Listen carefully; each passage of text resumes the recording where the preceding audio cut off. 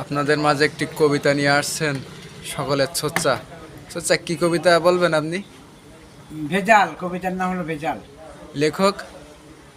লেখকের নামটা এখন প্রকাশ করতে পারছি না, সমস্যা আছে। আচ্ছা ঠিক আছে, বলেন।